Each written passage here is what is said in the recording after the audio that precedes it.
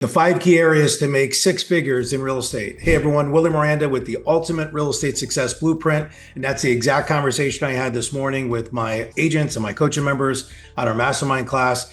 And we went over 5 key areas. And I said, if you just lock in, stay laser focused on these 5 things, you'll be guaranteed to have a 6 figure or multiple 6 figure real estate business. And anything else in that is just busy work. Anything else in that is just, as I always say, a shiny object, right? So you want to stay focused on what's most important. So number one is mindset. It all starts with mindset. If you don't have a good mindset in this business, you're going to be out of this business pretty quick. There's a lot of ups and downs. There's a lot of rough patches, but there's also a lot of smooth sailing as well, and some really great rewards from it as well. So mindset is important because what we expand on grows, right? And we expand on the market being bad or a business being down or whatever that may be, then your mindset is just going to take you for a whole different ride than you need to be. I have this rule that I call the 24-hour pity party. If something bad happens in your business, someone goes and lists with someone else, or you lose a deal because it fell through on inspections, whatever that may be, go ahead and do a little rant, no more than 24 hours. Some of you can do it in an hour and be done with it, but no more than 24 hours and get right back to work, get that mindset sharp. And that's one of the most important things. So number one, mindset. Number two, calendar management, right? Or scheduling. And this is something that I see a lot of agents, they get into what we call busy work, but they're not in productive work, right?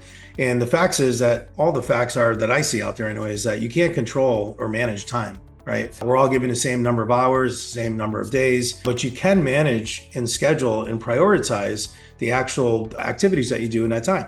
So I always say it's more of a choice management decision than it is a time management issue. And I'm just looking here at some of the notes that I had on here. When it comes to doing the activities, the calls, doing the video text, doing the prospecting time that you need to do, all that lead generation piece, that's so important because I see what happens. A lot of agents are getting ready to hopefully get going, but they never get going. And it's because they're focused on the wrong things. And you've heard of the 80-20 rule, right? If you could focus on 20% of the activities that are going to generate 80% of the results, you're going to be very successful in this business. So scheduling those times, it just doesn't happen, it just doesn't show up. You have to actually go through and create a perfect week for yourself and plug those key activities in that schedule. So number two is scheduling. Top agents and like I said, 6-figure earners, all are really tight on their schedule and tight on their mindset. Third one, a lead generation. Let's face it, if you're not lead generating, you're not in the business. So lead generation is so important. You want a steady flow of buyers and sellers that are coming to you. And the only way that's going to happen is by you lead generating. It's going to help you stand out amongst your competition. It's going to give you control of your business growth.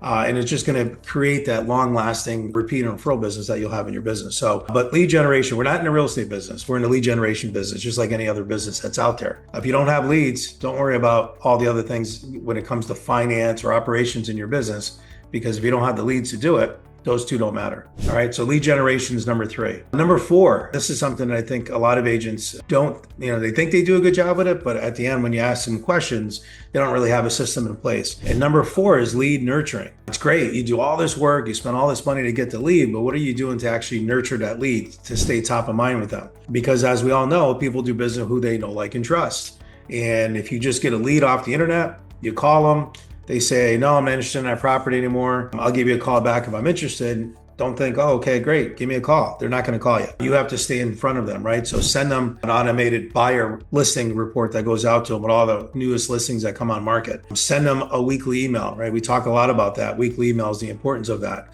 Send them a newsletter that you send out with information about yourself personally, but also information about, business and rates and different things that you do with that, your evidence of success, right? The testimonials and stuff like that. Because at the end of the day, people do business with who they know, like, and trust, right? And again, it's the nurturing that's so important. And the agents that nurture consistently and have a nurture program in place are the ones that generate the most amount of business because they're always in their face, so that when the time comes that they think of real estate, you want them thinking of you, right? So it's definitely going to increase conversion rates over time by having that nurture piece in place.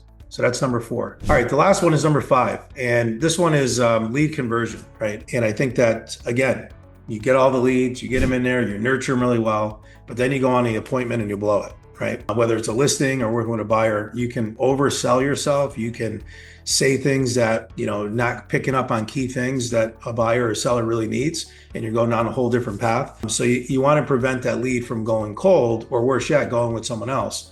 So having a really strong listing presentation, a strong buyer presentation, knowing the different scripts and dialogues that you want to use. Again, I don't like scripts and I hate scripts, but I use them as a dialogue. So it kind of keeps me in check to make sure that I'm asking the right questions, to make sure that I'm asking, if they were to move, where would they think they would move to next, right? If they're qualified or not qualified and why that's important to them. But asking them more key questions about themselves, being more intentional about the conversation versus just going right down the path of, hey, you want to buy, let's go sell your house. Find out all the reasons why. It saves you a lot of time. But this will also increase by having a really good, the lead conversion piece. It's going to help you get a lot more deals and make a lot more money and save you a lot of time as well. So let's kind of do a real quick recap. Mindset, number 1. Number 2, your calendar. Number 3, lead generation. Number 4, nurture, right? Lead nurture. And number 5, lead conversion. So hope that information helped. Scroll down below, leave a comment, and let's go get them this week.